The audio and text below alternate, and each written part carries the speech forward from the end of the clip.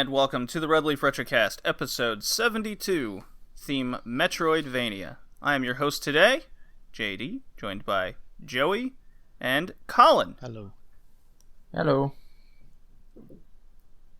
This is Colin's pick today, I believe, his theme pick. Is that correct? Correct, yes. Alright, how did you come up with this theme? I don't know, it's just something that popped into my head and that I realized we haven't done yet, and I actually like Metroidvanias a fair amount, so I thought, why not give it a try for the cast? Yeah, when you brought it up, I was like, we haven't done this before? In 72 episodes? Yeah, We've done movie games twice, but not Metroidvania once? Hey, don't disrespect the movie games. So, yes, Metroidvania. Good to be here. I'm a little out of whack with my sleep schedule. Dominion was at 2 in the morning. So, for those that don't know, that is a big wrestling show in Japan. Happens in the summer every year. I went to bed early at like 9 o'clock, woke up for it, and then went back to bed, and now here I am. So, that's how I'm feeling. How about you guys? I'm feeling alright. Feeling rested. I could be better. I didn't mention this over Messenger, but I fell off my bike a few days ago and hurt my arm. I went to the emergency room at the hospital. They took some x-rays, but they don't yet know if it's a fracture because there was too much swelling, but they told me that kind of swelling is normally associated with a fracture, so I'm going to be going to a fracture clinic later this week to find out for sure. In the meantime, I've got my arm stuck in a partial cast, so wish me luck. How'd you fall off? I was going down a hill, going kind of fast, and I was coming up on this intersection, and then this lady pulls right partway through the crosswalk, so I hit the brakes way too hard and ended up flipping over the front, and then landed on all fours, and my right arm got the brunt of it, so that's how that happened. So if there was a visual of this, it might be a little cartoony, is what you're saying? A little bit, I guess. Yeah. I've done that too, and was this in like downtown Toronto, or was it in Mississauga area? It was in suburbia. Suburbia, okay. Not as dangerous, but dangerous nonetheless. Yeah, one of the busier parts of suburbia. Gotcha. And well, hope a speedy recovery, and I hope you didn't catch anything at the hospital. It's a dangerous they place gave me these a mask. days. And if my arm is fractured, this will have been my third broken bone through my whole life. Oh my god. Yeah. First two were snowboarding injuries, and this time it's a biking injury. It's only a matter of time. Well, you should come down to the United States when you're healed for next winter, and we go snowboarding together. Assuming all your COVID spikes are all calmed down by that point. You're snowboarding, you're outside, you're not near anybody except me. I'm pretty sure the chairlifts are 6 feet apart. Yes, but what about the U.S.-Canada border? A lot of us Canadians have been demanding it stay closed. Hop over. Nothing bad ever happens from skipping the border. Well, I got drunk Friday night. Oh boy. Yeah, had a pretty good work week, and I was like, you know what? There's a place called the Thirsty Beaver around the corner from my place. It's walking distance home in case I drink too much. And I'm like, you know what? Been a long time. They got full outdoor patio setup going. All the tables are 6 feet apart. Yes, Joey, I know we texted. It's the second week in a row I've gone there. Yeah. Got this giant fucking nacho platter. Had a table of 6 all to myself. So, kind of felt like a king a little bit. Filled out their little questionnaire in case someone does get sick. They can, contact everybody accordingly. It was a mighty good time. Had some double IPAs, had some IPAs. Walked home afterwards. It was a good after work, night and late afternoon situation. That was my big thing. Cool beans. Yeah, Rhode Island's like the only state in the U.S. that's on the downturn for the coronavirus. But I did notice I was like the only one besides the staff with a mask on. Huh. So I'm like, Jesus Christ. All right, I guess I'm not coming back here again. Does Rhode Island not have a mask order? No, because we're on the downturn. It still should wear. Because, the United States means, we won't mandate anything until it's too late. Yeah, I mean... Canada's on the downturn and we're already mandating masks. That should have been mandated months ago. Yeah, you don't say, Joey. But, hey, you want to get that political statement out of here with that? Hey, all I want to say is we tried that in Houston. The governor told us we couldn't do that, and now he's telling us we have to do it. Yeah, go figure. And then Can't believe he makes political statements. He was yelling, saying they want to be more strict, but they're not enforcing my mask order. And everyone's like, well, you told them they could do it like a month and a half ago, so what the hell's going on? Yeah, well, people aren't allowed to change their minds. It's not allowed here. Come on, Joey. It's 2020. What do you think this is, 1984? He won't let them be more strict. And apparently, like, more than half of the counties in Texas opted out. Oh, my God. Because boy.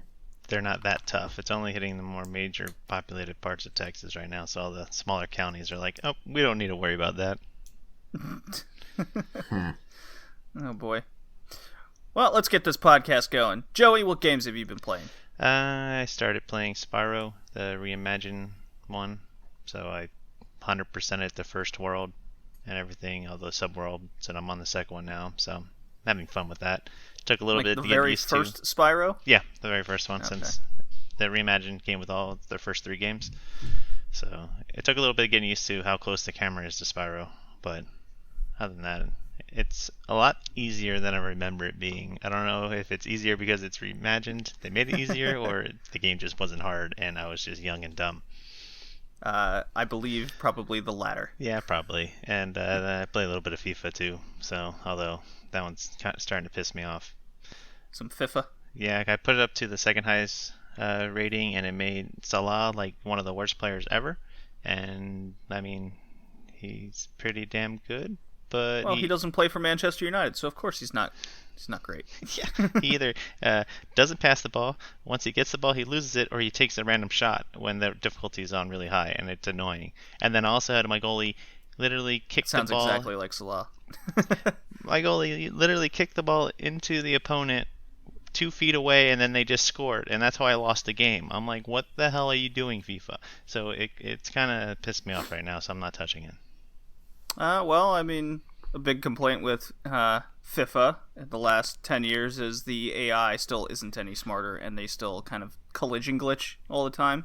Not only that, like, literally back to Salah, he honestly moved out of the way so the defender can go take the ball from him. Like, I don't understand it. It's just really annoying at times. So, yep. That's what I've been doing. I mean, why invest in those kinds of things when you can invest in the ultimate team? Which I don't ever touch. Don't you groan, Joey. Come on, it makes all the money. Yeah. You just don't know any. You need to go to financial schools. Oh, I understand. I just don't agree. Colin, what game have you been playing? Or games? Once again, the only one has been Final Fantasy VII Remake, but I finally beat that one. Hell yeah. How long did it take you? 1,000 years? About 47, 48 hours. Man, you put some time in that game. Whew. I sure did. But it was worth it. It was a really fun game, and the ending was surprisingly epic. Just that huge ass fight, or fights really. Right? Yeah. Did you like where the game left off?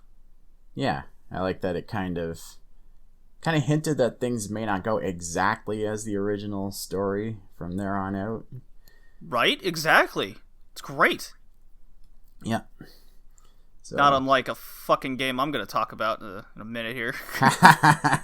Jesus Christ, you want to talk about shitty, unsatisfying endings? Oh boy. My God. So, good. What is your favorite part in total that you played in Final Fantasy VII Remake? That is a good question. I'm not quite sure. Well, how about this? I'll stall for time for you. So, Joey, do you remember the WCW announcer and current AEW announcer Tony Schiavone? Yeah.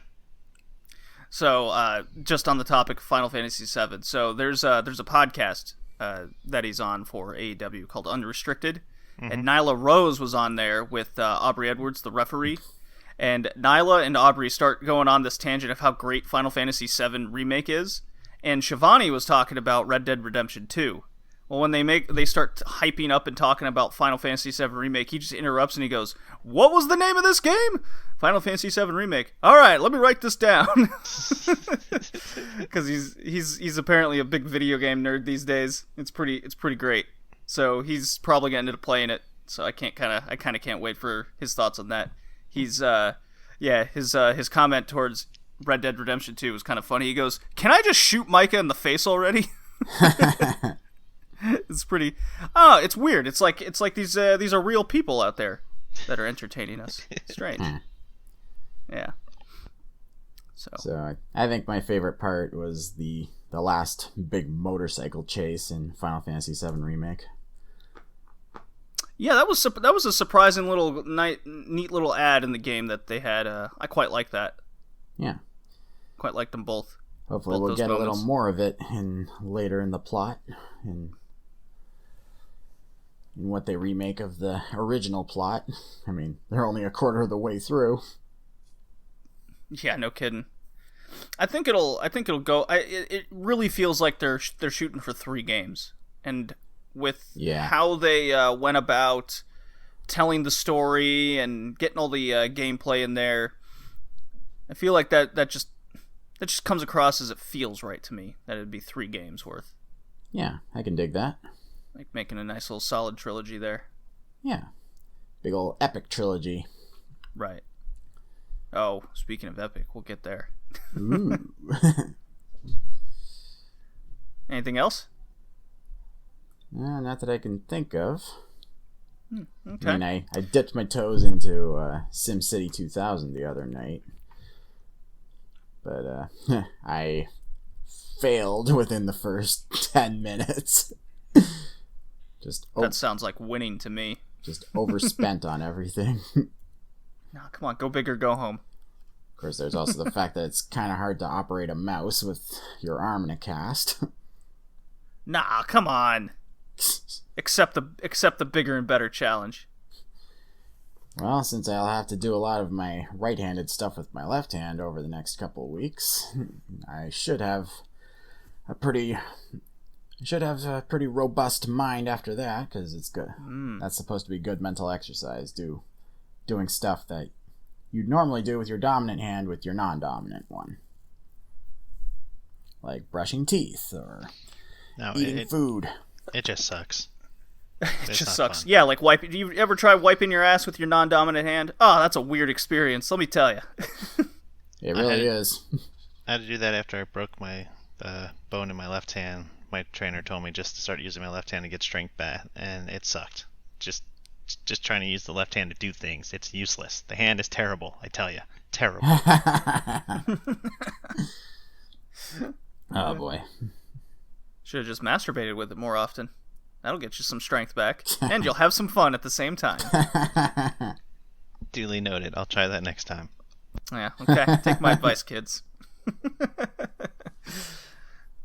Well, I did it. I beat Last of Us Part 2. Covered it on the Modern Gaming Cast. My mom even watched like 3.5, 4 hours of that game.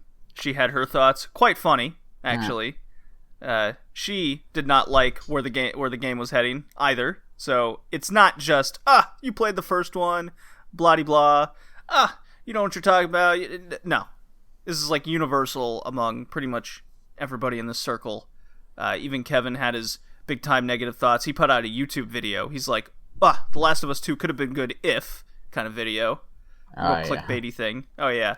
So everyone's got their thoughts on it. It's covered on the latest Modern Gaming Cast episode. That's where you get a bunch of more in-depth thoughts there. Of course, after recording, and during recording, there was a lot of technical issues, and that was funny in itself, but I did kind of forget to mention that if the more I thought about it, I did mention that it felt like 3 separate games. You know, the first half, the second half are games in themselves. That's totally different. Even the last chapter section felt like a different game. Oh, yeah. One of my biggest thoughts was, if it was set up like Resident Evil 2, you know, where they're totally separate playthroughs, and you can play them whichever one you want to play first, and then you set the story up to play out like that, right? Oh, yeah. And then after you play both sections, you unlock the third game, which is kind of like an extra bonus thing, right? That you just didn't expect. If it was executed in the Resident Evil 2 way, like first you play Claire and then you play Leon. Is that right? Do I have the characters correct? I think I do. I didn't play that one, so I don't know. Or no, it's Jill. It's Jill and Leon. Whatever. You get what I'm saying, right, guys? Yeah, I think it was Jill. Yeah. So you play Abby, and then you play Ellie, or vice versa. And upon completing those 2 aspects of the game, then you can unlock the little compound thing they go to in the third one. Because the third one's like good two so hours that you could do. And then that's where, of course, that doesn't change the shittiness that is the ending and how unsatisfying it is. All that needs to be way overdone and executed differently. Of course, it sets up for a part 3. And in the previous Retro Gaming episode, we talked about sales and early indications saying this game has peaked in sales already. Yep. Yeah, which is kind of what we were worried about. Yeah, I heard second week's sales were 85% down. Yep. And yep, indeed. Sounds like game stores are being flooded with used copies. Yeah, that's the other thing. And then GameStop has their little within 48-hour return policy. Whether you, if you don't like the game, they got hit with a bunch. I'm not really sure the statistics on that one, but yeah, 85% down is right, Colin. We spoke that even though it's sold in its opening weekend more copies than God of War, Spooderman, those games, the reality is those games went on to be 13 million and 10 million copies in total sold. And with the trend of this 85% downturn, it looks like Last of Us Part 2 isn't even going to break 6 within that same time frame. Big. Now, that still doesn't take away that 4 to 4.5, 6 million copies is not bad by any means compared to, say, 1 million that Metal Gear Solid 5 sold, which was horrible. Oh, yeah. For Konami. Like, that was a disaster zone for them because they pumped in so much. They needed that. They needed at least like 3 to 5 million right there. That's a disaster. Yeah. So, if you look at how much money and time Naughty Dog pumped into Last of Us Part 2, that downtrend is no bueno.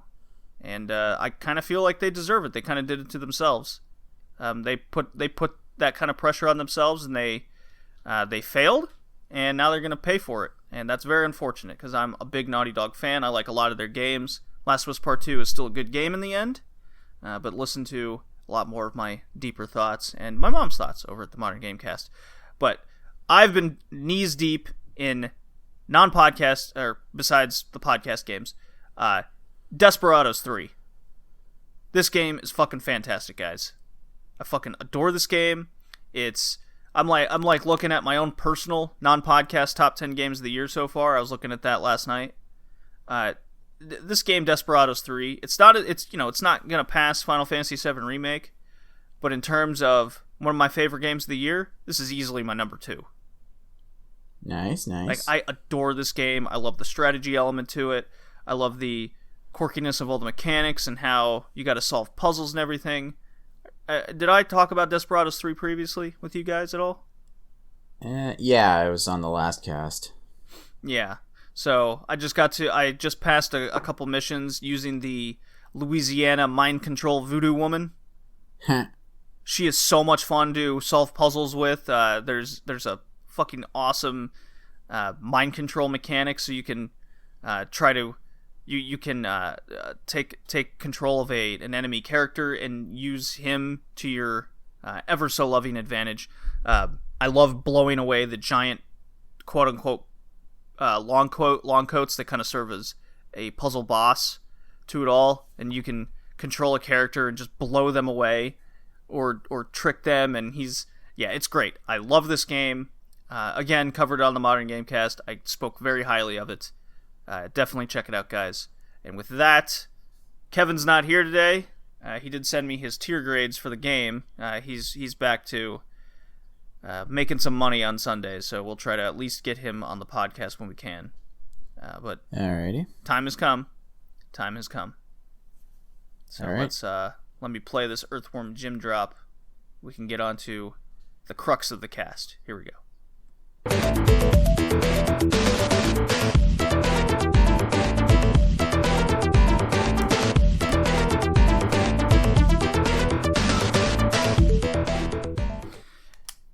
Yes, all right. We'll just kind of boost these two little topics together all at once. Microsoft looking to purchase WB Games Studio. Those are the ones that make the Batman games, the Mortal Kombat games, etc. Lego games, Joey. Sure you know what those are. Yeah. So this looks to be a big move for Microsoft if they pull the trigger. That would kind of set up an environment where Sony and Microsoft are doing old Nintendo, Sega console exclusives. In this case, it would be Sony with Spooderman, Microsoft with Batman, Sony with Street Fighter, Microsoft with the Mortal Kombat. Pretty interesting move, but at the end of the day, can they make a good game out of it? WB's hasn't done so well this generation with their quality of games. I hope. Go on, Colin. I hope this means we'll get that Justice League game that Rocksteady wanted to make in the Batman Arkham universe, because they had popped the idea to WB before and they said no. But now with Microsoft in charge, maybe that'll change. If Microsoft does indeed buy them, of course. I thought Mortal Kombat 11 was supposed to be good. It is. It's filled with the same issues that a lot of the fighting games are plagued today, and it has some terrible good modes ratings, and though. It's a 9 out of 10 on Steam. Google users have it 93% like. It seems to be doing pretty good. I can't praise a game with predatory tactics in it. It definitely came out better than Street Fighter V. I will give it that, but that's the lowest of bars to clear. Yeah, for sure. Yeah. There's I covered it on the Modern Gaming Cast, so I had my thoughts over Mortal Kombat when that shit came out, and I was very aggravated that these fighting games must do what they do. So, just like Street Fighter V, the game mechanically works well, has good sprites and whatnot, or character artwork and all that stuff. But the crux of the game is kind of the issue. It's going down the FIFA Ultimate Team route, one might say. So, Sony invests $250 million in Epic. They now own minority stake. Very interesting, and we're already seeing games like Horizon Zero Dawn go into Epic. So this could be a move similar to what Xbox does with PC, where you see a lot of the exclusives kind of come to their own store, and then eventually maybe Steam and whatnot.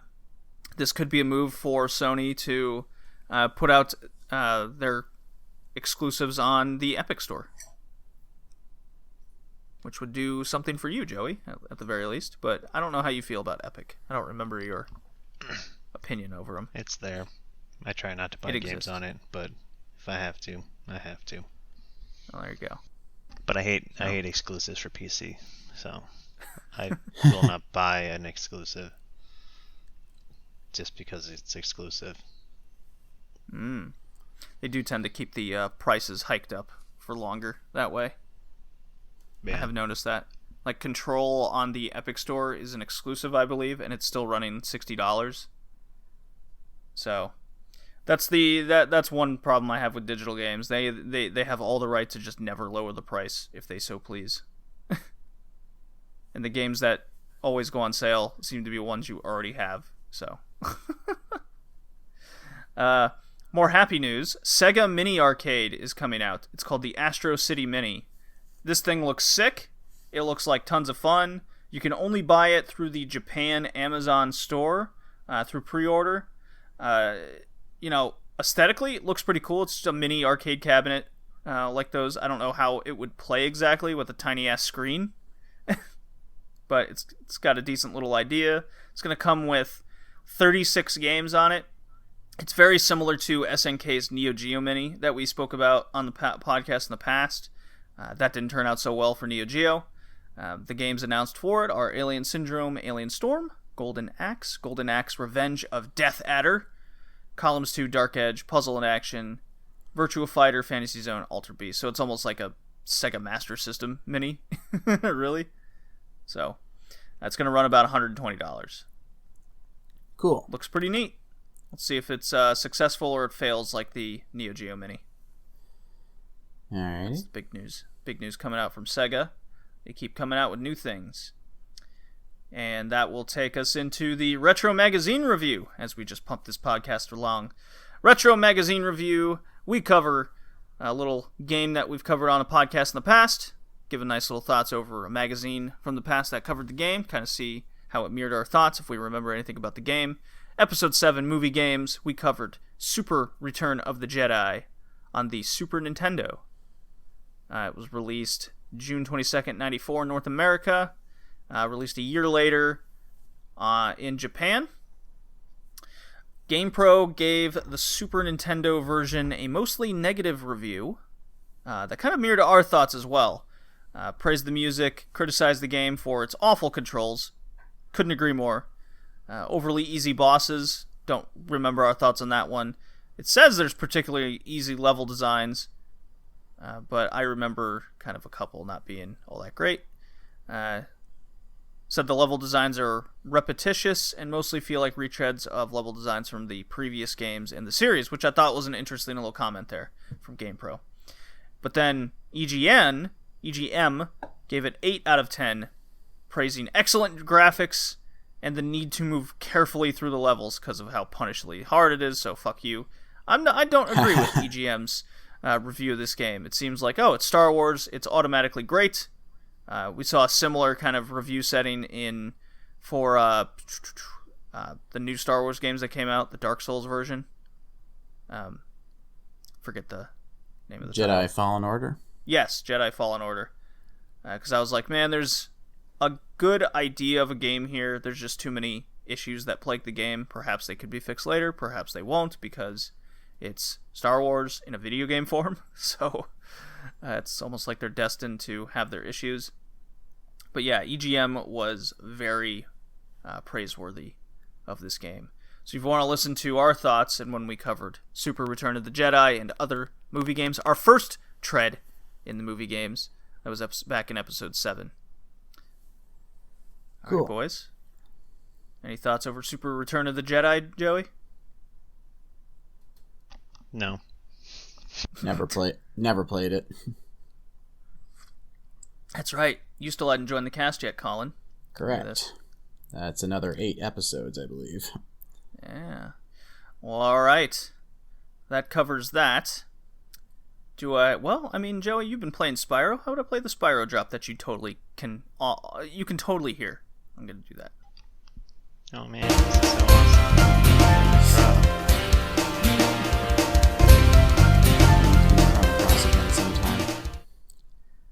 I will do Chrono Cross again someday. So, as I shake the mic table, writing down my notes and timestamps, here we are, Metroidvania. We're just plugging this podcast along. You like this pace we're going at today, guys?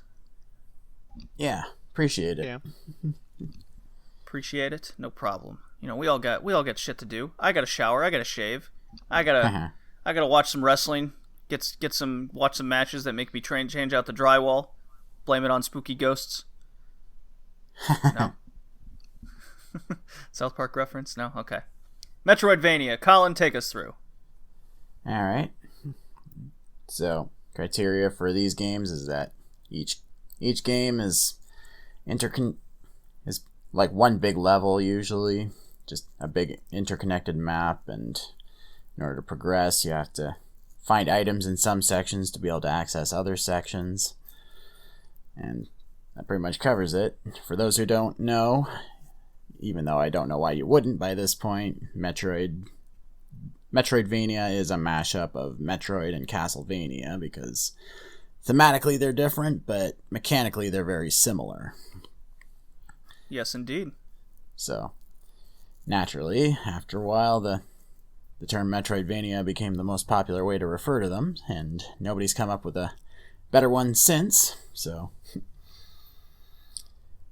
and I really like Metroidvania games. I mean, I thought for sure that most of these games would be really lengthy, but really for most of these you can beat them in like 5 hours or shorter if you're. Oh man, there are tricks of the trade for this game. For each game of the cast today, I also looked up kind of how you can beat the game faster if you want. Some glitches, some sneaky ways you can get items earlier than usual, or just in general, if you know where to go and what order you want to get items, a Metroidvania game becomes half the length when you just know where to go. Yeah, 'cause that's half the battle is that discovery. So, like, for example, the first game we're going to talk about here, I won't spoil that just yet. I've played it before in its remastered version. So when I popped in the original, I already had my idea of where I wanted to go. So I just pulled up a map or where the items were, and I followed the map around. Beat the game in half the time. It was fucking awesome. I loved it. It was great. I'm a big fan of Metroidvania games. I mean, Hollow Knight is... Well, I fucking need... You know what? Now that I bring it up, I gotta beat Hollow Knight. I really do. But I still got Panzer Dragoon Saga and Final Fantasy VI and Desperados 3 taking up all my time. And 2 of those I haven't played in a couple weeks because Last of Us 2 wanted to make me angry, and Desperados 3 has my heart and soul currently. But I love Metroidvania games. I beat Bloodstained recently. I beat 2 games for this podcast. I played a good chunk of another one because I do really like one of these games that we're going to talk about here. Yeah, Hollow Knight, I just stopped playing it for some reason. I really like that game too. It's just, you know what? That's an example of I just tend to play too many games at once, and then I just don't stick with one. Yeah. That's a big problem. That's a big problem I've tried to remedy in 2020. And as I look at the games I've beaten over the course of this year, I will count those up in a second because I have really stayed true to my form with trying to beat at least one game per podcast episode. Yeah. I'm very proud of that. So, I'm a fan of... Bloodstained. Huh? Go on, Colin. I'm a big fan of Metroidvania too because I tend to be a very exploration-heavy gamer. I like to find a lot of the stuff in the nooks and crannies of pretty much everything, and Metroidvania encourages that. And some of the games I've liked the most in recent times have been Metroidvanias. I mean, there's Axiom Verge, there's Blasphemous, and Hollow Knight, like you said. I'm probably going to go back to that one after this cast. I started up that one, but it didn't quite continue with it. So according to my list here, I've beaten 32 games in 2020 so far. Nice. Yeah. Jeez. I'm a machine this year. Although my anime intake has significantly decreased in 2020. Oh yeah. Yeah, it's basically only games or anime we're covering for the podcast is what I've watched. So. Yeah. 2020 has been a slow year in the anime department, but the video game department, I'm a machine like Brian Cage, future AEW World Champion. Nobody else can tell me different. Current FTW champion, Joey. Is your ECW reference? Yeah. Surprised they brought it out. Did you like that? Did you like that maneuver? It felt a little awkward, to be quite honest. Yeah, well, okay. Joey, what are your thoughts over Metroidvania type games? I mean, I don't seek them out, so they're very hit or miss with me. I tried Hollow Knight, I just never picked it back up. So I don't know. It's That's interesting because you played both Ori games this year. Yeah, and those are Metroidvania. and I really like those. So it's just really hit or miss for me. Like I either really like them or I just don't care about them. Interesting. I wonder if Hollow Knight doesn't hit with you because it's its combat is more 1v1 type stuff, while Ori was kind of more exploratory and platformy. Probably. I wonder if that has anything to do with it. I don't know. Maybe I'll give Hollow Knight another shot, but I don't know. Ori I thought was way better than Hollow Knight.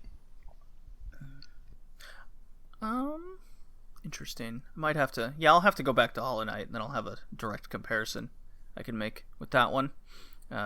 Colin brought up Axiom Verge.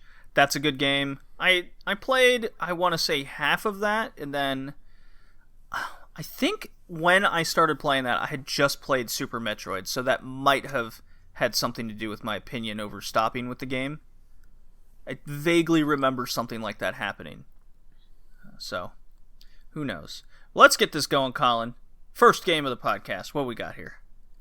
All right. First game is Metroid Zero Mission on the Game Boy Advance. Although you played, since it's a remake of the original Metroid, that's the one you played, JD, as you mentioned. Yes. And I did that because I have beaten Zero Mission before, and I do like that game, and this is like kind of a bucket list kind of game, is I've always wanted to play and beat the original Metroid on NES. Makes sense. Yeah. So we're kind of pulling these two games together as one because at the end of the day they are more or less the same game. Zero Mission being having a little bit more animation to it, save points would be a big one. An in-game map system, just a lot of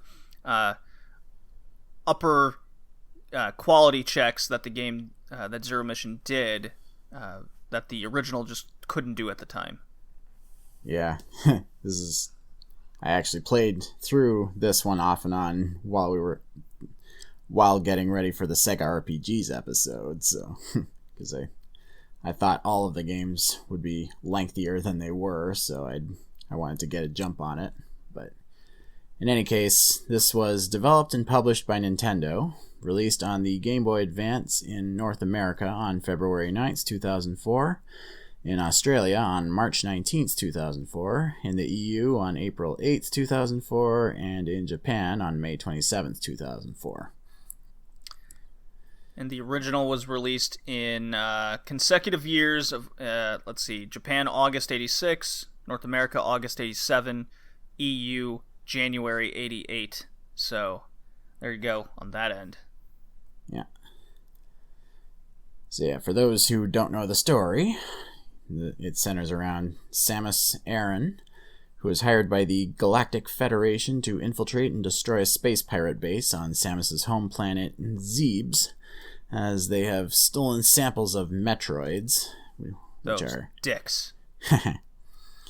Which are extremely dangerous biological weapon type deal, and the Federation wants them either recovered or destroyed. And it's, like we said, it's basically just a quality of life upgrade of Metroid original.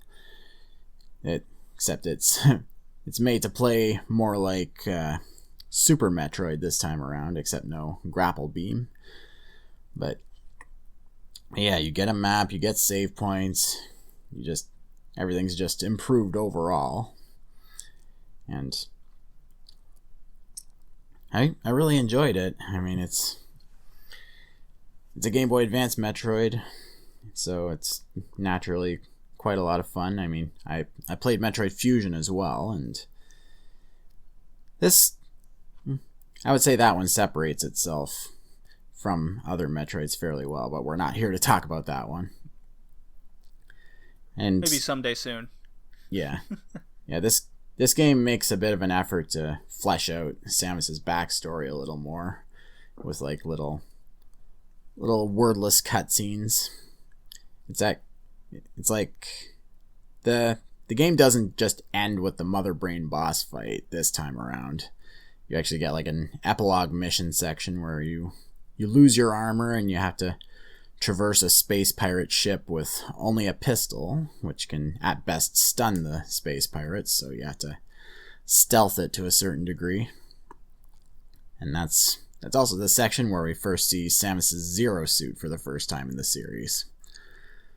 So that was a really cool feature. I don't think I've seen like any stealth sections in any other Metroid games that I can think of. I think there was one. I think a lot of Other M, when that game came out, had some stealth sections. Well, I didn't play that one, so I don't know. I mean, a lot of people would say you made the right decision. Yeah. I don't mind Other M as much as people tend to hate on that game. I found the Ridley boss fight in this one to be piss easy.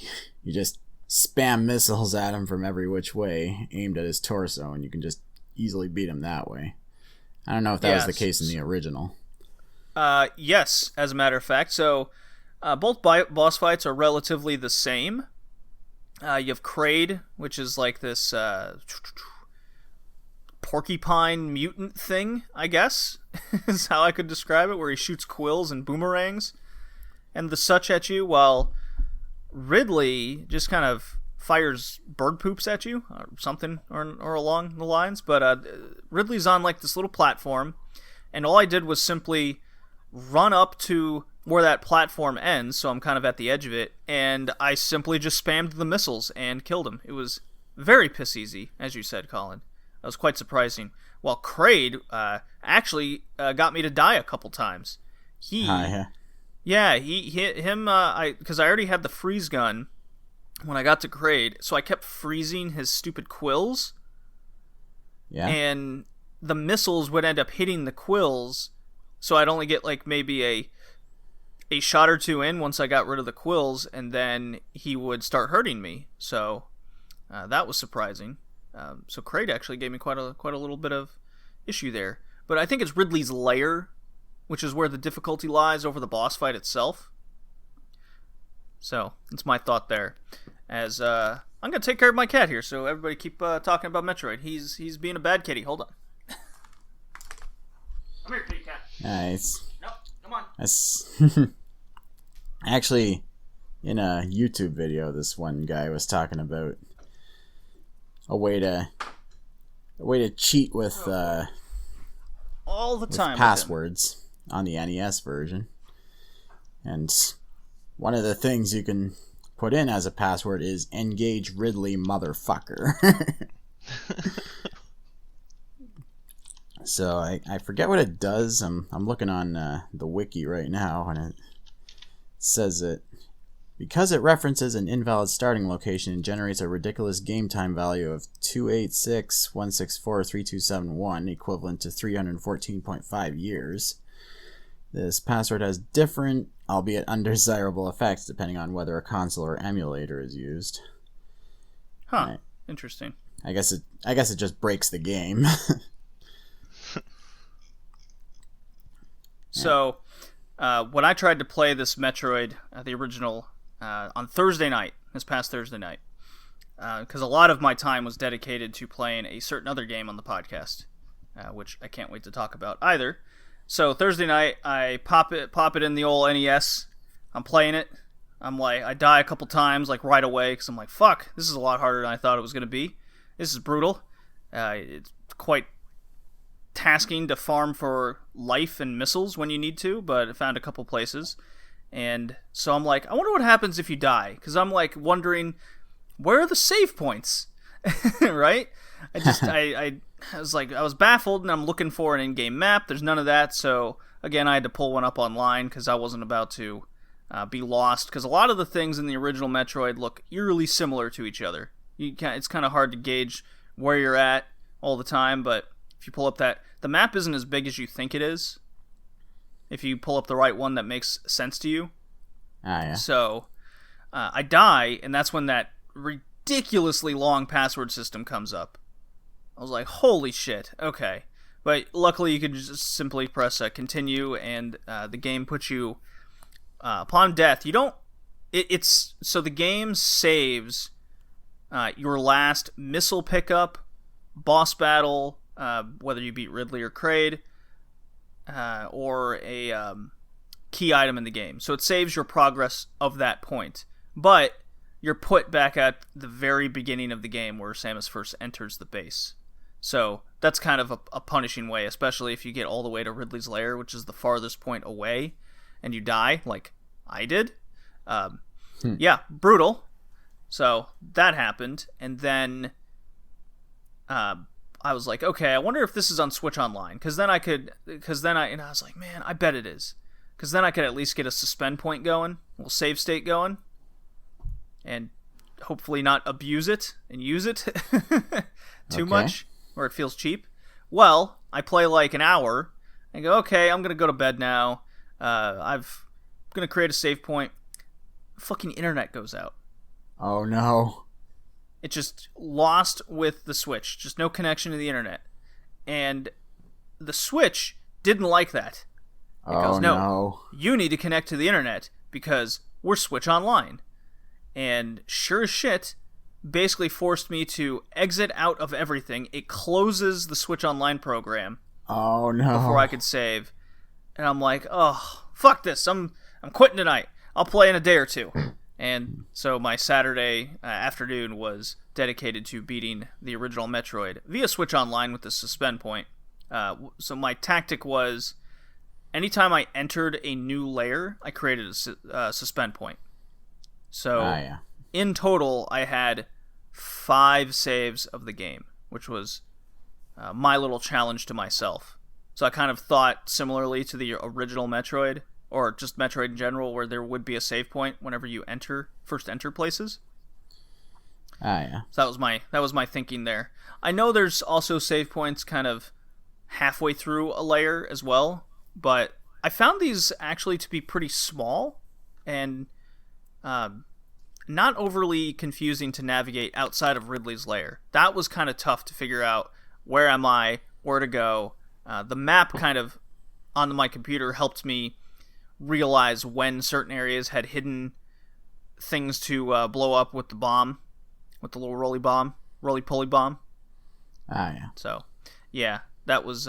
game's got a weird way to trick you with certain things, which I kind of liked, but I could see as a kid that being overly frustrating if I didn't have a map in front of me from, like, Nintendo Power or something, which is available. You can actually get that in an old Nintendo Power magazine.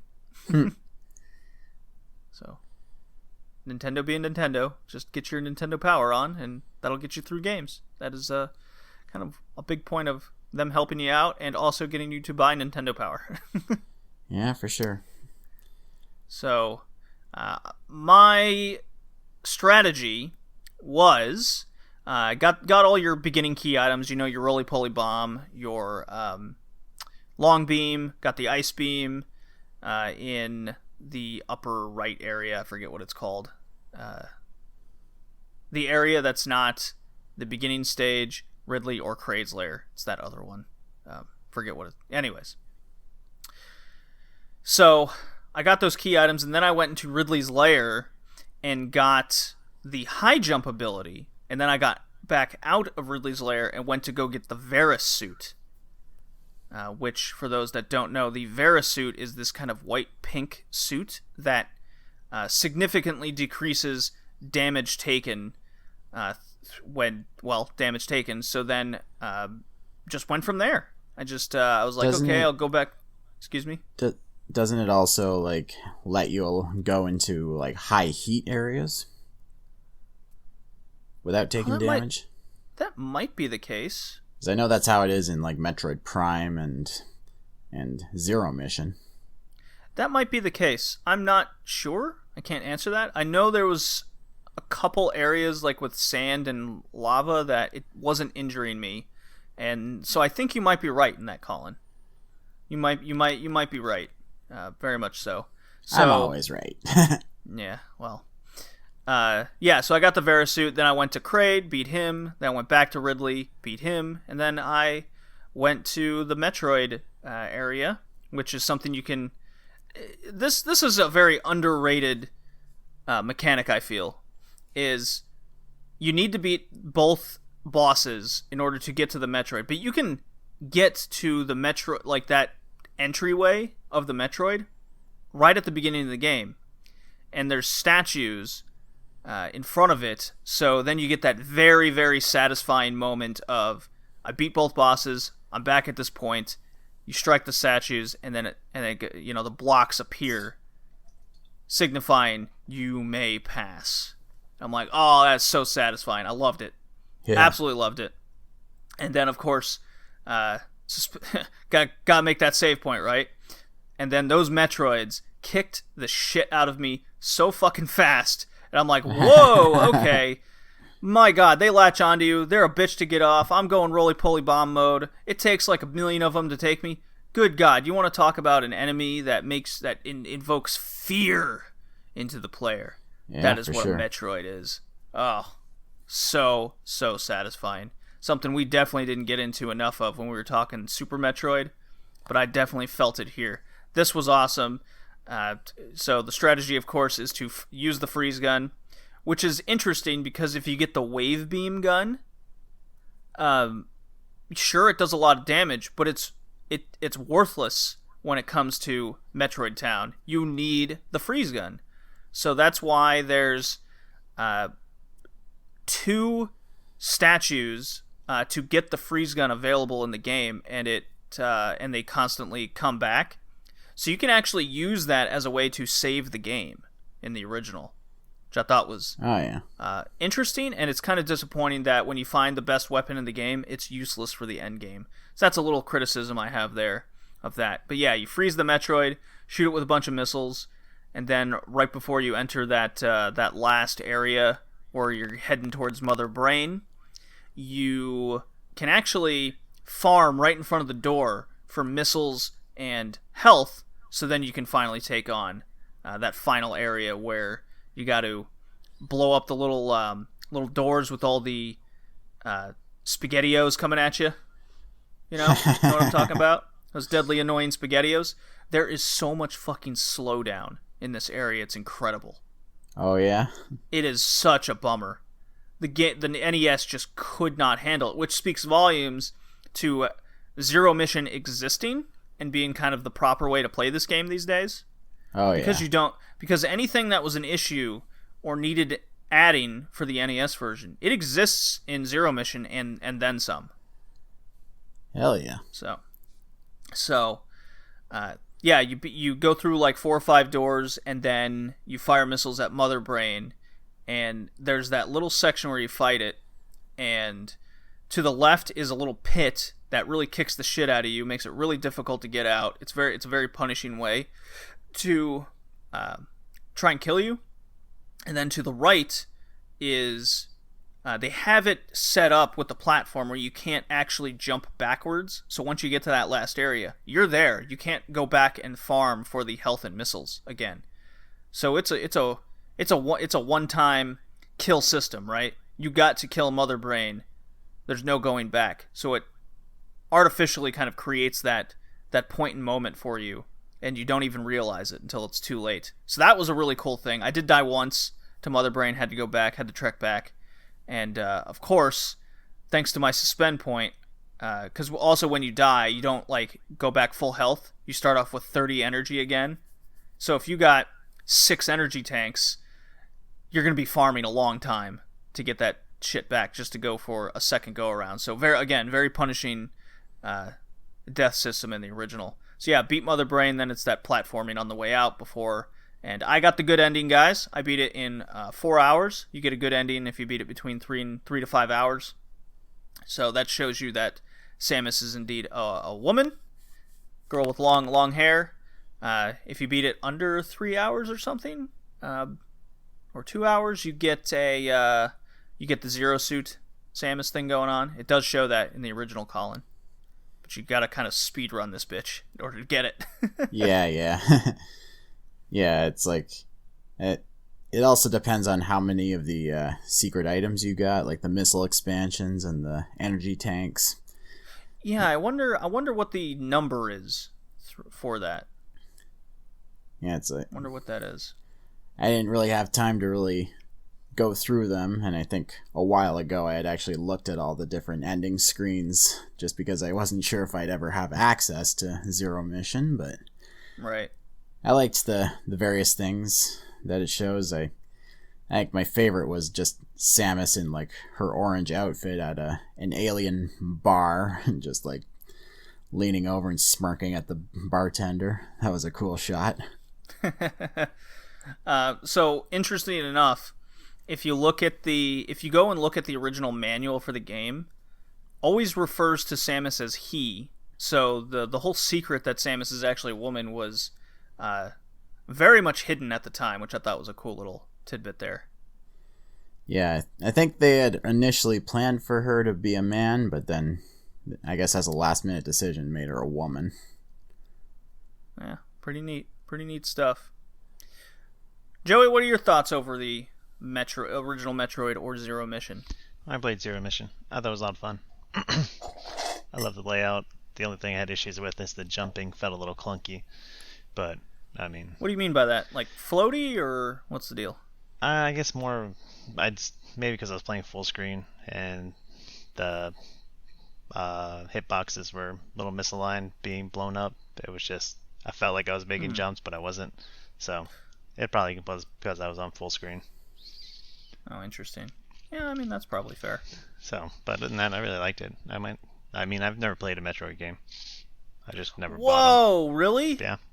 The only time I've ever played with Metroid was during Smash or whatnot, so... Oh, that's kind of funny. So, I mean, I might go back and play some because this was a lot of fun. And FYI, folks, if you're looking to play the original Metroid and not have JD's Switch Online issues, you can actually like unlock the original game in both Metroid Prime on GameCube and in Zero Mission. After I didn't know that. Beaten it once. Yep. Oh, after you've beaten it once, okay, I see. Yep, that's... I didn't know you could do that. Interesting. Yeah, I got that little notification after I beat the game, so... Oh. You can play it offline. Legally, too. So, from Nintendo, shouldn't be any surprise. It pretty much got perfect 5s across the board outside of Play Control. Got a 4.5 out of 5. Huh. So no surprise there. Nintendo really hyped up the original Metroid with high scores. Guys, this is an easy pass for me. Easy peasy. I have no doubt in my mind this is one of the must-haves for the original Nintendo if you're a retro game collector like myself. Gotta get your hands on some Metroid. Damn right. Easy pass. Yeah, definitely pass it. Alright. And just a little spoiler from Kevin. With the score he gave it, he also passes Metroid, which I'll give his tiers at the end of the cast. So sounds good. Keep that in mind. Alright, second game here. Alright. Second game is Castlevania Circle of the Moon for the Game Boy Advance. And yeah, yes, people, I specifically chose a Metroid game and a Castlevania game because Metroidvania, why the fuck not? I love you, Colin, for that alone. That was awesome. That was an awesome maneuver right there. Yeah. Now, this was developed and published by Konami before they went to shit, and released on the Game Boy Advance in Japan on March 21st, 2001, in North America on June 11th, 2001, and in the PAL regions on June 22nd, 2001. Now, this is the only Castlevania game I've ever properly played. Oh, interesting. And that's because when I first got my Game Boy Advance, I was looking for games to play, and when I was watching a commercial for its launch titles, I saw a short clip of Circle of the Moon showing the character using the fire whip, and it looked so cool it instantly sold me, and thankfully it turned out to be a good game regardless. Just a little spoiler on my opinion. Now, apparently this game is officially non-canon to the Castlevania series, according to series creator Koji Igarashi. Ah, you're telling me Nathan Graves isn't canon in the Castlevania universe with all those stupid Belmonts. Apparently all about not. the Nathan Graves guys. This guy is protagonist 101. Yeah. You a Nathan Graves fan now, Joey? I don't know. Joey. No. Yeah. Silence is killing me here. Is it? It's killing me. I'll put you in the Nathan Grave. How about that? Ha. No. You're coming across like a real Hugh. I forget his name in the game. I think it's Hugh. Yeah, Hugh Baldwin. Baldwin? The least of the Baldwins. He's so forgettable. Yeah, that's the whole plot of the game. Dracula has been resurrected by his right-hand woman Carmilla, and then Nathan Graves, our main character, his master Morris Baldwin and his master's son Hugh Baldwin have come to put a stop to it, but then Hugh and Nathan get tossed into a really, really deep pit, but them being Japanese game protagonists, they don't even get hurt when they hit the bottom. And from there, Hugh decides to go it alone because he's kind of a prick, and then Nathan wants to Dad didn't help choose out too. me for the magic or whatever. I gotta emo up. And then Yeah. Nathan Graves is like, "Oh man, I'll follow you. Don't worry, man. Don't worry, bro. I got your back." No, I'm all sad. I wasn't the chosen one. Blah. Yeah, there's not much of plot in this game at all. Yeah, you could say none almost. Yeah. Yeah, apparently Koji Igarashi had no hand in creating the game, and the development team had always meant for it to be a standalone title. Well, how about that? I mean, this game got a lot of critical praise, but Koji Igarashi wasn't really that enthused about it, although he did compliment the magic system, which we'll go into in a bit. Well, it's funny you mentioned that. EGM gave it 9.5 out of 10. Nintendo Power, perfect 5 out of 5. And Game Informer was kind of the low ball on them, 8.75 out of 10. So it pretty much got universally praised reviews, some higher than others. But when the low one on the list is still a B plus to A kind of game, there you go. Yeah, for sure. Yeah, now the main mechanic that really separates this game from other Castlevania games is the DSS card system.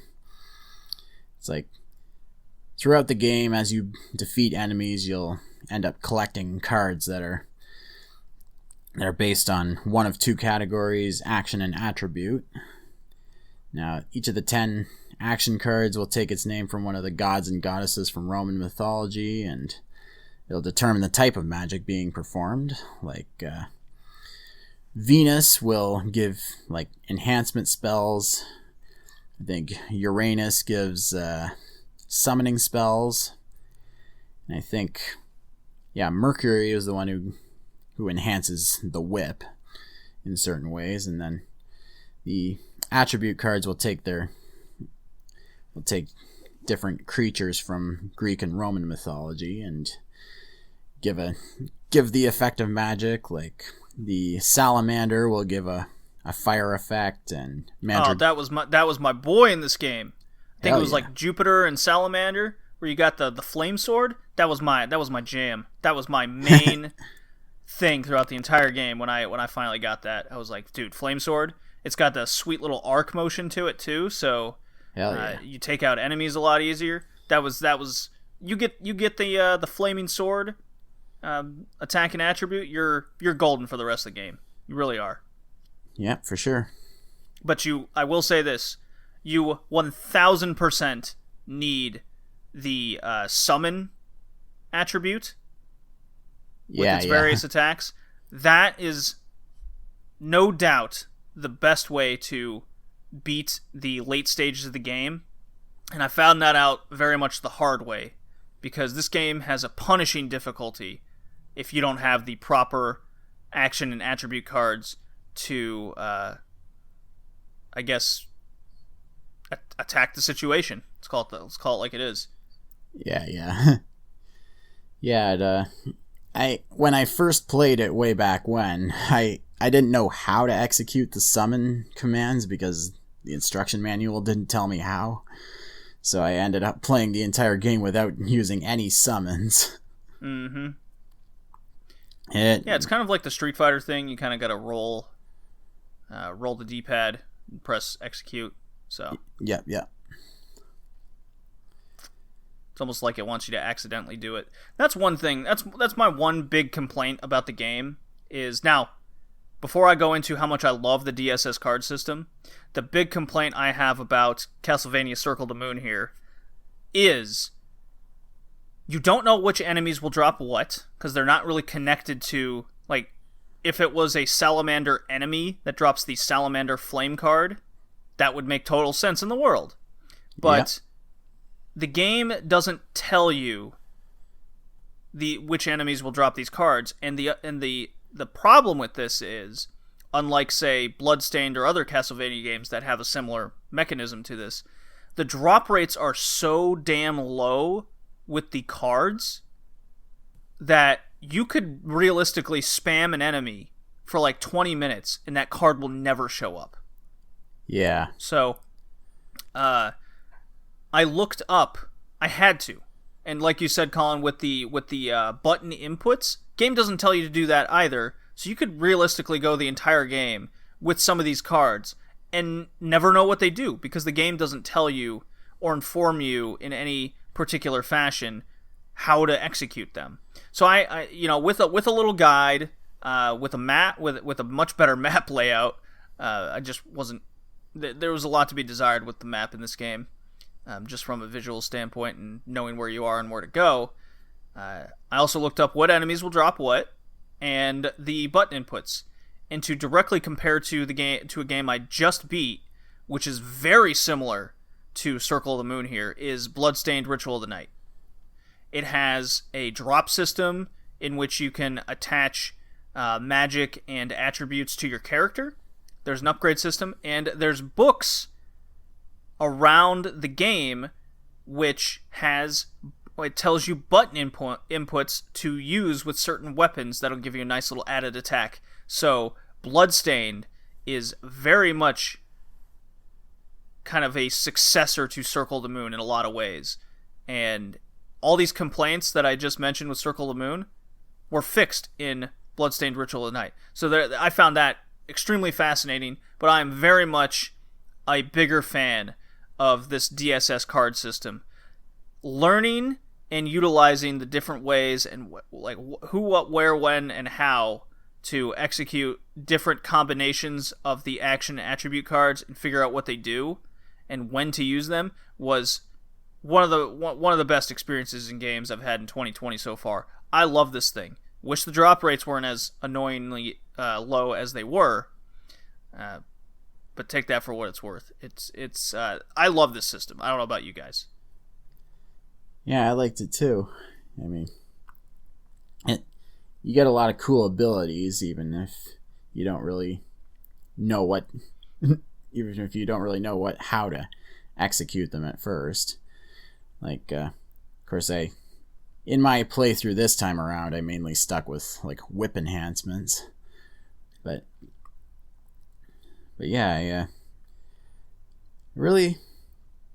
Even now, I really enjoyed it. I mean, I played it like 5 different times way back when, because after you beat the game, it'll tell you a username for your next save file that you can use to get like stat bonuses for your next playthrough. Like, for instance, you go through with the name Fireball, and it'll give you basically infinite magic and every single DSS card from the get-go. Oh, cool. Yeah. That'd be a fun way to play. Just summon the shit out of everything. Yeah, you're basically playing with cheats that time around. That's awesome. It sounds really fun. And if you play as... It's like going through Resident Evil with the rocket launcher from the beginning. Yeah, like Resident Evil 4 with the infinite launcher. I actually might play Resident Evil 4 with the rocket launcher if we ever cover that game on the cast. I was like, yeah, guys, I didn't really play this game. I just got the rocket launcher and blasted my way through. Yeah, if you play as Gradius, you get a boost in physical attacks. Huh, okay. If you play as Dagger, you get a lot of thief skills, like luck, boosted. And if you play as Crossbow, you can boost your projectile attacks, like with the secondary weapons. My personal favorite is the Crucifix. Yeah, that was the one I used the Holy Water for a little bit, but I mostly just stuck with the Crucifix. It's really a secondary thing in the game. There were certain enemies that the Crucifix was useful on, boss fights especially. But once I got the summon ability, like, it was game over with the Crucifix. I was like never using it again kind of situation there. Yeah. Yeah, I don't know if this is a feature in other Castlevania games, but I really like that when you get a new secondary weapon, your first weapon falls out and is available for you to pick back up if you didn't mean to grab the new one, or if you change your mind. No, that's generally the case in Castlevanias. Yeah. I just wasn't sure. Yeah, it kind of saves you the kind of aggravation you get in a game like Ghosts and Goblins. No, it's not like that. No. Yeah. And another gameplay feature I really like is just the ability to twirl the whip by holding down the attack button, because it's really handy for knocking weak enemies out of the air and minor projectiles so that they don't knock you back.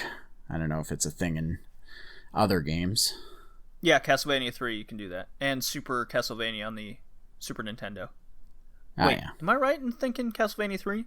For sure Castlevania 4 on the Super Nintendo, Super Castlevania. For sure that one. Yeah.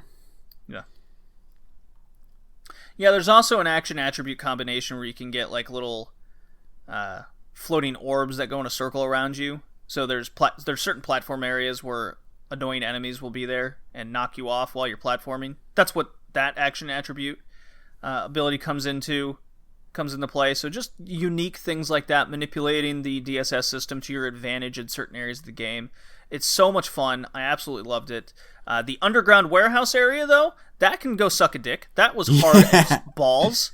Yeah. And it was super long, and there's no real save points in the game when you get down there. So that was hard as fuck. That was my big complaint in the game. That really was. If I could a simple looking up the system on the internet, because the internet does exist these days, but the underground warehouse section is, you got to hold on to your nuts, because that will make you pucker your butt all night long. Absolutely. Brutal. And yes, I did beat this game. It took me about 11 hours. The game clocks in around 12. Goes for about $20. That's what I got it for on eBay before the cast. And I don't think we mentioned how much Metroid costs. About 15. Generally. Yeah. So. Yeah, the most annoying enemy in the game I found is the Killer Bee. I mean, they poison you as soon as they touch you. The poisoning does a whole lot of damage over time. It doesn't naturally go away. It probably sticks around too long, and they don't really drop antidotes often enough, so you got to be really stingy about how you use your antidotes and everything. That would be another complaint I'd have. You're right, Colin. I didn't like the bees. Bees suck. Yeah, you run out of antidotes before you run out of bees. And I remember when I first played, aside from Dracula himself, the boss I had the hardest time with was the twin dragon zombies. These things were a huge pain in the ass, although once I started using the crucifix, it wasn't so bad. Yeah. Cool as shit boss fight, though, and of course there's a lot of slowdown during that thing. And, It made a reappearance in Bloodstained. Ooh. Yeah, the two-headed giant dragon thing. You're going down a tower, so a lot. This Bloodstained might as well be a sequel to Circle of the Moon in my eyes. Neat. Yeah. And Circle of the Moon wasn't even made by the Castlevania series creator. Go figure. Yeah, and you saying that he didn't really like this one too much, but the fact he made us, in my eyes, a sequel is kind of funny. That's the pretty irony wild. of it all. Joey, you've been quiet for Castlevania Circle of the Moon here. What are your overall thoughts? And I thought it was okay. Just okay? I'm not. What didn't do it for you? I'm just not a big fan of Castlevania games. Like the basic mechanics of just sideways and up and down. Let me attack diagonal. Just give me that diagonal. I mean, it looked fine. The music was pretty good. I'm not a big fan of Castlevania in general. Blasphemy. Put you in friendship timeout with that attitude. You can attack diagonal in some Castlevania games, like Super Castlevania 4. But not this one. Not this one, no. You gotta use your DSS system in order to attack differently. And twirl the whip. And I didn't like the snake enemy dropping snakes down on me. Or I guess they called them poison worms or something. Yeah, those are assholes too. Yeah, the poison system in this game is frustrating. There's a whole area of like poison enemies. Oh, God, that kicked my ass too. I was like, well, I guess I'm never getting any antidotes, and I can't ever kill them right without getting poisoned. I think there was like a DSS combination that made you immune to poison, but I'm probably remembering that wrong. I figured that out. No, that does exist. Figured it out way later. Didn't have the DSS card going into it. I was like, damn it. So, yeah, it does have that. The problem with that is you sacrifice your attack abilities for being immune, so then you just get the shit kicked out of you instead. It's a win-lose situation there, big time. This game is not easy. This game is not easy at all. Yeah, for sure. But I'm very happy I beat this sucker. This was the one I put the most time into. I had my complaints. This is a big pass for me, guys. Yep, I pass it too. Goes without saying right now. 2 for 2 for you, Colin. Awesome. Slightly past it. I can see the why people like it. It's just not for me. We'll see. I am okay with that opinion, Joey, of yours. I will take you out of friendship timeout now. All right, Joey, your game. Wario Land 3 for the Game Boy Color. It's $20 apparently. Obviously developed and published by Nintendo and released March 2000. So I only picked this game because I thought it was weird that Mario had a Metroidvania type game, and it was interesting. The fact that you can't die in the game is weird, but yeah, that was very strange. And yeah, also, it felt like a Kirby game. Yeah, it was really weird. Like when you got put on fire and you were on fire forever until you finally burned up. That, and then the worms that hit you with silk or something, I don't know, and you just roll out the door. Gets a little annoying, but I mean, you're not dead, so you just have to just walk right back to where you were. So might as well be a death. I don't know. I actually kind of enjoyed it, even though it was really weird. Yeah, the game's super long and really involved, that's for sure. It clocks in around 13 hours. When I read that online, I'm like, whoa, okay, I'm not pumping this amount of time into Wario Land 3. But I could definitely see this as a great game for like a long road trip type thing. Yeah. Because everything's so involved. It has a real good sense of humor. Joey, you mentioned the kind of getting turned into a yarn ball in which you roll around the stage. So the game does a really cool thing with that, where it functions as, I guess, its version of death, but it also functions as a way to solve the puzzle of the area in order to get your chest or key situation, because that's how you unlock the new stages and areas and whatnot. So you find yourself backtracking in these little areas as kind of a puzzle to get hit with an enemy, and then the enemy will give you an attribute in order to solve that puzzle.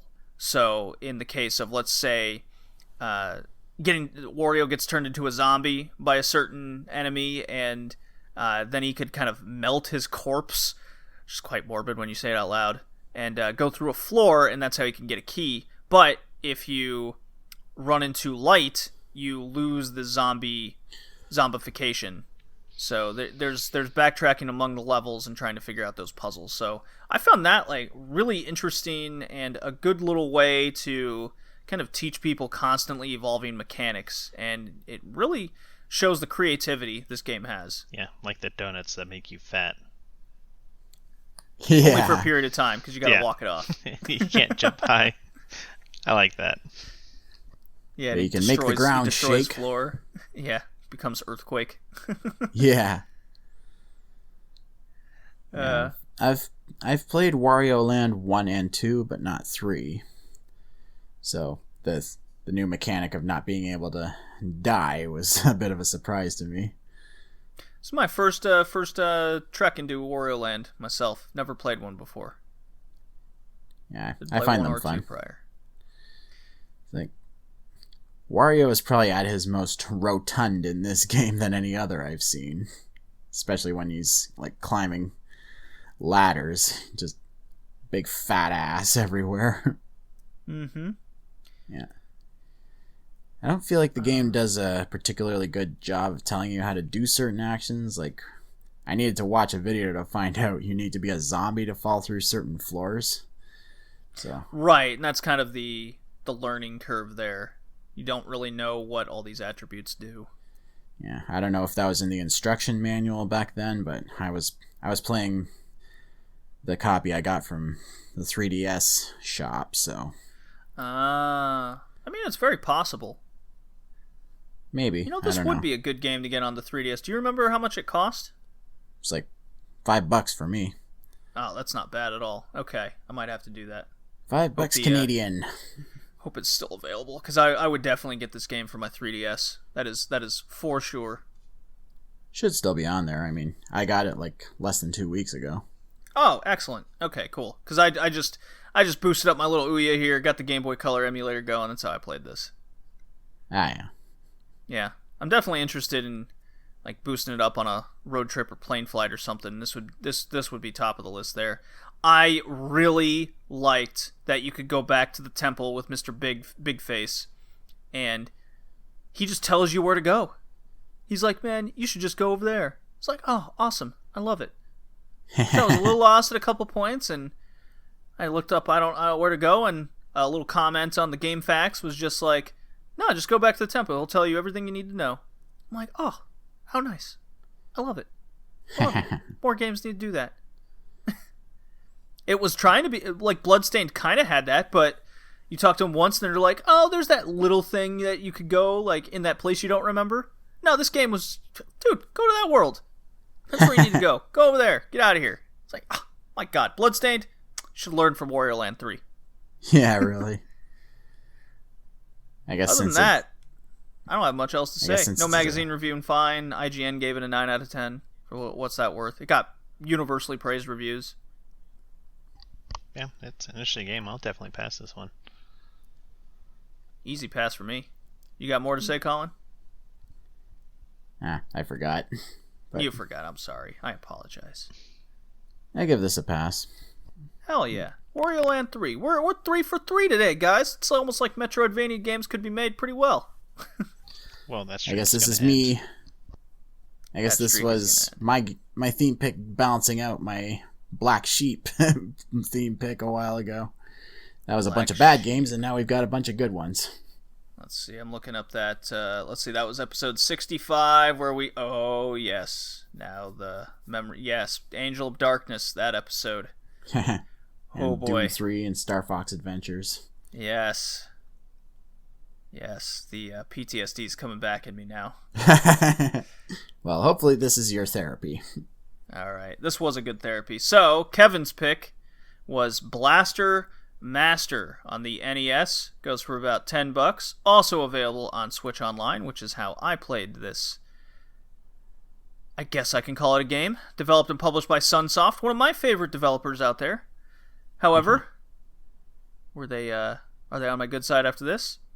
Released June 17th, 98 in Japan, November 1988 in Japan. North America, November 88, and in the PAL region, the Europe, April 25th, 1991. So they had quite the release delay.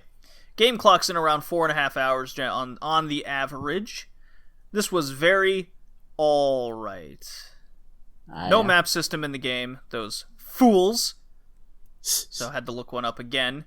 Strange, uncommon controls and weapon sets is my big complaint of this game. That's my big complaint. Very strange. Like, pressing down to go into doors. They hold the weapon to the side, so you have to kind of manipulate your character to hit enemies. Yeah, I didn't like that down going to the door. And I didn't like that you only needed one block to go left or right, but you needed like 2 blocks to go up and down. Yeah. Like, there's so many just strange, uncommon things in this game. It's just like we could keep listing them off the more you play. I did very much like the separate life system between your little character and the vehicle. That's really cool. I think more games should do that, especially in this setting. The platforming was momentum based with the vehicle, which I found very aggravating. It's very easy to die. That was annoying. I got used to just jumping and hitting back real quick, not to fall off the platform. Yes, exactly. So we're of the same mind here, Joey. Colin, what are your thoughts over Blaster Master, Kevin's pick? Well, I remember recognizing the music when I first started the game up. I wasn't sure where I'd heard it before, but then I remembered the first episode of Angry Video Game Nerd I had ever watched, which was the Atari 5200 episode, so it was a bit of a rush of nostalgia there. And not for the game itself, funnily enough. Okay. Yeah. But yeah, I do feel like the vehicle controls were kind of slippery. Although I did like the gun barrel animations when you're either aiming behind you or up. Like, yeah, that was cool. You see the little, if you aim up, you see the, like, tires contract inward and your weapon goes upward. I mean, there's some redeeming qualities of this game, I would say. It's just, I don't know, guys. Was it just me or just never felt like, I never got into it? And it only got worse when you went down in the water. Oh, fuck the water area. I disagree. I actually really like this one. Okay, well, do tell. Well, it was... I mean, there wasn't a map, but I felt like the environments weren't so complicated that it's super easy to get lost, except in certain areas. I mean, I got stuck at Area 3 after getting the hover upgrade. I mean, I needed a guide to tell me to go all the way back to the beginning of the first stage and fly up to the ledge that you couldn't reach before in order to get to Area 4. That's where I stopped playing. I was like, I don't know where to go. I'm not feeling it. I stopped playing. So, a couple bosses, got to that area. I was done with the game at that point. Went on to better things. I still wanted to continue with it. It was better than I expected. Okay. I mean, it was kind of weird that in the on-foot top-down sections, the blocks you destroyed would immediately reappear the moment they're off screen. Yeah, so you didn't know what you'd already cleared and what didn't clear. Yeah. Yeah, I did sort of a room sweep method just to take care of all that. But I also found the top-down sections kind of reminded me of Fester's Quest. I think it's made by the same people. Ah, yeah, that would make sense. I think so. I kind of felt... what's that platform game Zelda-like with the yo-yo character? Star Tropics? Star Tropics. I was getting Star Tropics vibes. Yeah. with the aesthetic and the top-down view. That's what this reminded me of. Makes sense. It did take me a while to figure out that to fire the secondary weapon from your vehicle, you have to press down on the D-pad and fire. Oh, okay. I never figured that out. Yeah, it's really handy when you can do like homing missiles, because he'll deal with like a lot of the turrets and more annoying enemies fairly easily. Speaking of homing missiles, that was annoying because they would fly off in the bushes and you wouldn't see an enemy on screen. Yeah. Yeah, I was like, where are these missiles going? There's an enemy right in front of me and it's veering right.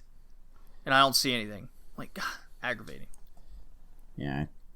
I felt like the gameplay was fairly solid to me. I mean, never felt unfairly difficult. It was actually kind of on the easy side, but not so easy that it got boring.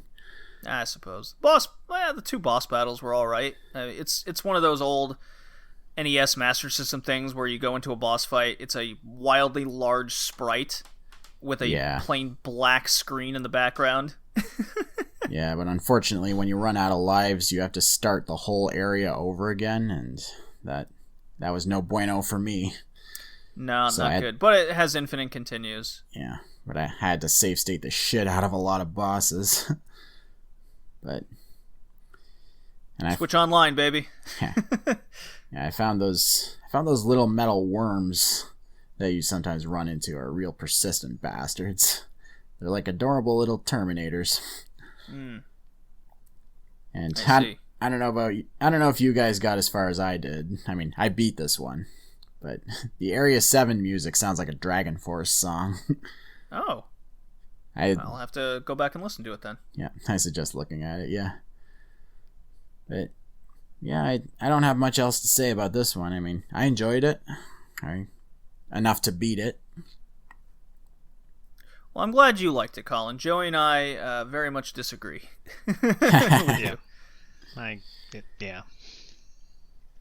Yeah, I'm unfortunately kind of failing Blaster Master. I'm failing it as Yeah, I just never felt this one at all. I pass it. It's for me, it's one of those games that, like, I can kind of admit that the game isn't as bad, like, mechanically or anything, but it suffers from those piling up one things after another that I don't like, that I end up not liking the game. That's too bad. Yeah, so I'm unfortunately going to fail this. Yeah. And this is a fun fact for those who haven't really watched the Mad Max movies.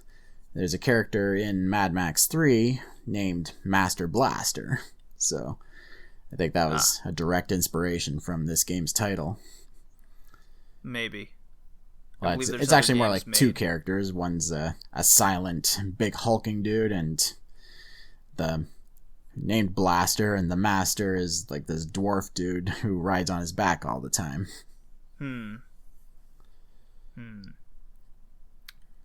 So, alrighty. I passed this one. My game pick, and the last one of the cast, is Monster World 4 for the Sega Genesis. Of course, I am the Wonder Boy Monster World fan of the podcast, and gotta pick a Sega game just to be different. Everyone picked Nintendo stuffs, so I was the oddball out as usual. Game goes for a nice low price of $130. So naturally, I of course have a story of getting a repro cart. This one I got in Toronto for about $30 at the time, Canadian. Nice. Developed by Westone. Fun fact: it is the last in the series developed by them. Published by Sega. Released in Japan only, April 1st, 1994. So way late in the Genesis lifespan. Game clocks in around a nice little solid 9 hours. It is the 6th game in the Wonder Boy Monster World series. Kind of a connection between the two series. This predates Shantae by a couple years, one might say. And if you're a Shantae fan, I think you would be a fan of the Monster World 4 game here. It does have an English translation. It was released, I believe, on Xbox Arcade, Xbox Live Arcade, and the PSN. I believe you can get it in other ways. So it was released a couple different ways, but of course with the Nintendo eShop now down, that's kind of shitty. But it's really in the realm of the Monster World Wonder Boy series, where you get various items and upgrades, and you can backtrack to your main trekking area, your main little village, and then you can keep going to other areas. And it's got a goofy little platform mechanic where you get a fat little birdie, and you can float and glide, go inside houses and the whatnot, climb little ladders. I really love the quirky little animations this one does with, for example, our little girl character here in her poofy pants. She'll bend over and wiggle her cute little butt as she's bending over into a treasure chest. Has a lot of cute little animations like that. It's kind of funny. So, did find hit detection kind of off throughout the game, just as a general warning there. That can get kind of frustrating. But, luckily, the game does implement a shield, and it doesn't punish... It doesn't equally punish you back for the hit detection, so the enemies also have bad hit detection on you at times. So, that kind of evens itself out in that aspect. What did everybody think of Monster World 4? I really like this one. I mean, I wasn't feeling it at first, but it grew on me after a while. That makes me happy to hear. Yeah, the gameplay reminded me more of Zelda 2 than Shantae. Interesting. With being able to stab up and down while jumping. Yes, that is a very useful thing, especially on the big, centipede fight. Yeah. Right, yeah, But thankfully, this game is more forgiving than Zelda 2 in terms of taking damage, because you don't take damage just by touching enemies, which is really appreciated. It's the same thing Freedom Planet did, and I liked that. Mm-hmm. You only take damage from actual attacks. Did you guys abuse the gold bar system so you can get all the monies? Yeah, more or less. Okay. I didn't. What do you mean, like coming on and off, killing the same enemies over and over again? No, so in a store, there's a treasure chest with a gold bar. This is early in the game, and there's a glitch where the gold bar keeps respawning in the treasure chest. So you can just go upstairs, get the gold bar, sell it to the shop, and rinse and repeat until you have all the monies. And therefore, that can make the game just a lot easier in case you're having a frustrating time with, certain things that might pop up. I didn't know about that glitch. Yeah, that is just something I discovered on my first playthrough of the game. I've beaten this game before in the past, and I wanted to kind of share this game with a lot of other people, because I feel like a lot of people just don't know about Monster World 4, especially because it was a Japan-only release. And I had just come across it on my little journeys through just retro game stores, and I was like, Monster World 4? And I like the Monster World series. I like the Wonder Boy series. And this kind of just, like you said, Colin, it's a game that grows on you, for sure. Because it starts out pretty slow, lots of talking, and then the more you get into it, it just kind of gets into a nice little flow of getting those upgrades and go into the different worlds and slowly unlocking what you need to do. So it's very much a Metroidvania game. Yeah, although I felt like of all the Metroidvanias of this cast, this one felt like the least like a true Metroidvania. Because like wherever you go, whenever you go to any level after the tower, they're a lot of the time fairly linear platforming levels. Although the third stage was definitely the most like a proper Metroidvania, because you even get maps. You have to do a lot of exploration. I think that's the tower, if I remember correctly. No, the large tower? Maybe that's not. It was the ice level, actually. Ah. Yeah. Yeah, I remember there's a large tower that has a lot of going up and down, backtracking throughout. You get a couple upgrades in it, and that'll unlock other areas of the tower. Yeah. That's what separates the Monster World and Wonder Boy series in general from what you know a Metroidvania as. And this kind of it's in the same spirit of it all, but kind of puts its own twist on everything. Which I kind of like that about the series. Yeah, I like the visual style in this game. It's just the flavor of it you only ever seem to get from either Japanese or European games. Yeah, it's also very Sega. Yeah. Were you guys a fan of the music in this? The Arabian, the Arabian kind of tones in that Genesis chiptune that it does? No. Yeah. You were not a fan of the music? I was at first, but then it kept going.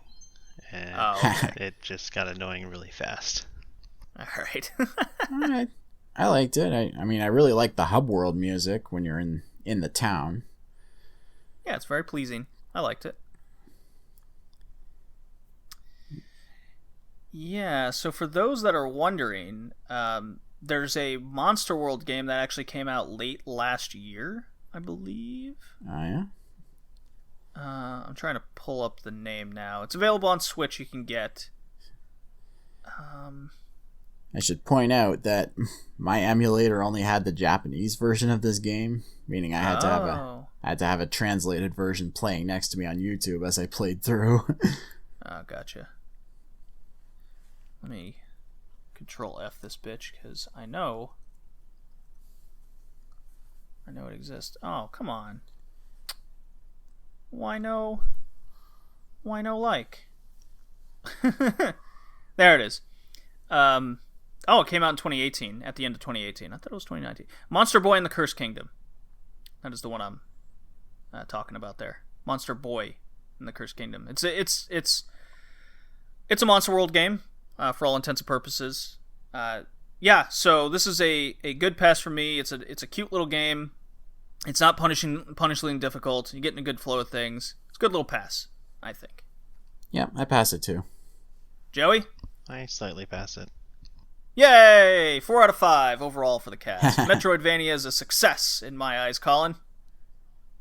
And statistically. All right.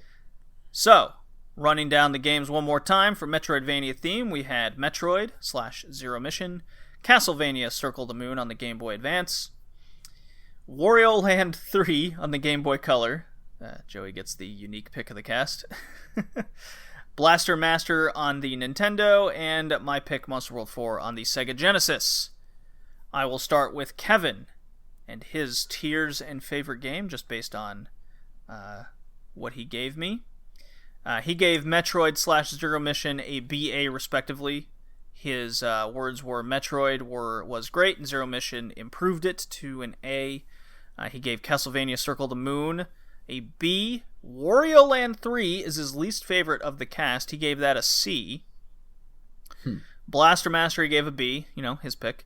And then Monster World 4 was actually his favorite game. He gave that an A. Oh, overall. Interesting. So there you go. Very interesting there. I'll go next.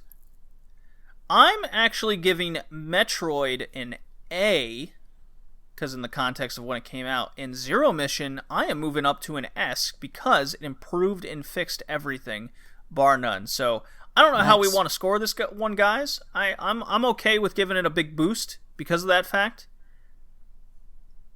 So I'm giving a nice little S rating based on what we're doing here. Castlevania Circle the Moon is a big fat A for me. For a long time playing this for the cast, I thought that was going to be the easy win. But I was just so impressed with what Metroid had to offer as an overall product. And Castlevania Circle the Moon, I just had to look up too much shit. And those drop rates were just... Yeah, those drop rates and the punishing difficulty was what brings it down for me. Wario Land 3, hey, gets a good little B from me. Nothing wrong with it. Not blowing me away, but I quite enjoyed my time. Blaster Master gets a C. Just never got into a game. That's a low C, by the way. And then Monster World 4, I'm also giving an A. I just think there's a lot to love about that game. So that was mine. So my favorite is Metroid. My least favorite is Blaster Master. All right. Joey, why don't you go next? We'll save Colin since it's his theme pick. Best for last. That's what we'll do. Let's see. Favorite was Zero Mission. Least favorite was Blaster Master. I'll agree with you with Zero Mission. I'll give that an S. Alrighty. Castlevania, I'm going to give a B. Wario Land, I'm going to give an A. Blaster Master, I'm giving a D. And Monster World, I'll give it a B. Okay, okie dokie. That leaves you, Colin. All right. In the order in which I played, more or less, I give Metroid Zero Mission an A. I give Castlevania an A. I give Blaster Master a B. Okay. I give Monster World a B. And Wario Land 3 a C. Ooh, okay. Why Wario Land that low? Because Colin was, Kevin, he was with you on that one. So that's the biggest mixture of score there. Aside from the face telling you which area to go to, it wasn't always entirely clear what you had to do to progress. I don't know. I guess I just found it the most frustrating of all of these. Okay. I mean, maybe if I was playing it on a road trip, I'd be a little more into it, but as it stands, it just didn't really grab me the way the rest of the games did. So, right, yeah. Favorite is Metroid, and least favorite, Wario. Okay. So it looks like we're getting our second S-rated game of the year in Metroid. Ooh. Castlevania Circle the Moon is treading that BA line. I think it's just going to round up to an A on that one. Wario Land, it rounds to a B. Joey's A kind of saved it from C territory. Doing all I can. Yep. Blaster Master also gets a C from the low Joey grade there. Rounds it out the other way. Doing all I can. doing what you can, and Monster World also gets an A. So I think a very successful cast all around. Again, guys, if you want to see the master list of all the games we've covered on the cast, and you can control F that stuff on the site, redleafretrocast.blogspot.com. Head on over there to see everything we've covered in the past. Our host site these days is Anchor. We're available on all sorts of platforms, including our YouTube channel, Red Leaf Retrocast, with the archive of every episode we've ever done in the past, including past Let's Plays Colin and I used to do in my days in the Canada. Hell yeah. Yeah. The wrestling podcast is really getting out there. I am now a new writer for Wrestling News World website. So my new adventures into writing has begun. Also available on the SOS Wrestling Network. So we're just kind of spreading our wings there. And go check it out. We do anime, wrestling, retro gaming, modern gaming. We got all things nerd that you can imagine. Timestamps for every episode for whatever you want to listen to specifically. Leave us a nice little review on iTunes. Really would appreciate that, especially since we lost all our reviews in the past when we switched host sites. So that all happened. Yeah, guys, this is very successful. Our next theme pick is from Joey. Yes, which we'll meet in 2 weeks. Animal Protagonists, Joey. Mm-hmm. And the return of a 3DO game. Yeah. Not enough there hasn't been enough 3DO games in 2020. I'm making it very much my mission to try and fix that for the rest of the year. Please don't. One of these days I'll get another Kingdom Hearts game on to counterbalance it. Boo. Definitely boo. Both of you. Yeah, we got our next couple theme picks going, so hopefully we can plan a little bit further ahead and get along that. Guys, this was a fun episode. See you next time. Bye. Bye now.